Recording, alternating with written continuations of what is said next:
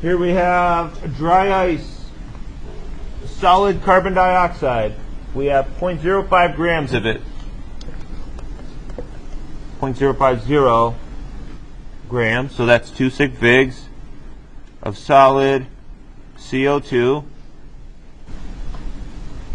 And it tells us that that sample is going to be placed in a completely empty vessel with no air in it or anything.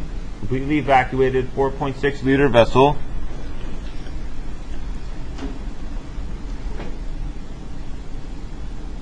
At 30 degrees Celsius.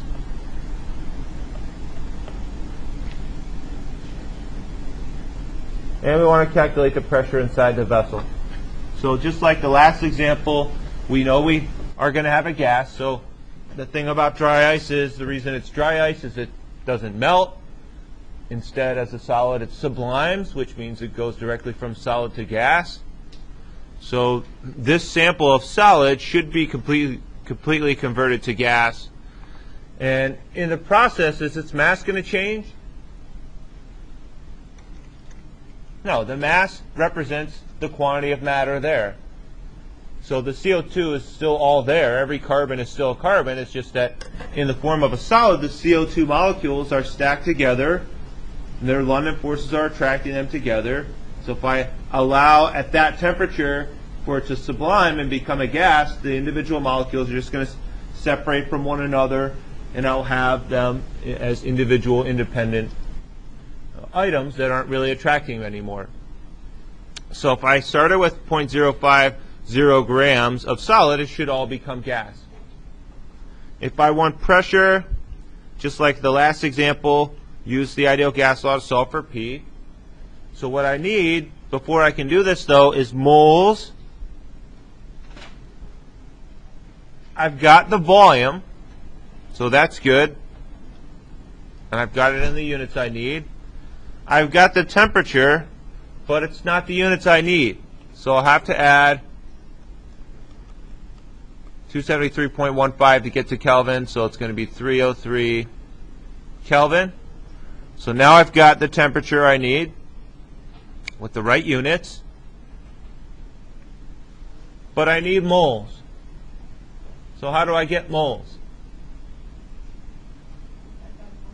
Right, I'd start with the grams and divide by the molar mass, or multiply by a conversion that will cancel the grams and give me moles. Right, so if I want to cancel grams of CO2 gas and get moles of CO2 gas, I need that relationship.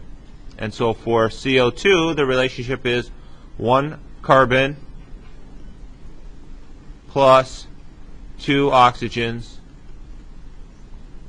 So that's going to give me 44.01 grams per mole. Right, the molar mass, adding the masses from the periodic table, is always the number in grams equal to 1 mole of that particular substance. So I can do 0.05 divided by 44.01, and I get 0.001.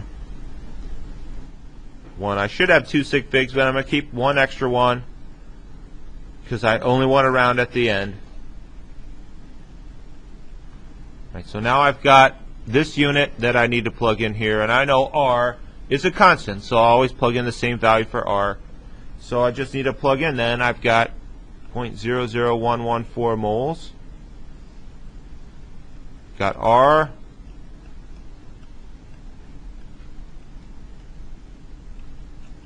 Got the temperature now in Kelvin. I've got the volume. And I can see everything canceling except the pressure, so I know I'm good. So then I would just multiply the stuff on the top, divide by 4.6, and I get 6.1. So I'm limited to 2 sig figs by the 0.05 that would have carried through to 2 sig figs here. And I'm also limited by the 2 sig figs in the 4.6 liters. So I've got 6.1 times 10 to the minus third atmospheres.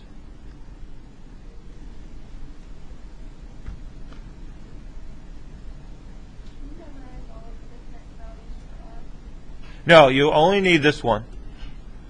Because for R, as long as the temperature that you're given, you can convert to Kelvin. And if you're given a volume in something other than liters, you have the means to convert that to liters. And obviously you plug in moles with units of moles. Then this, and if you're working with pressure, you're using atmospheres and not kilopascals or something like that.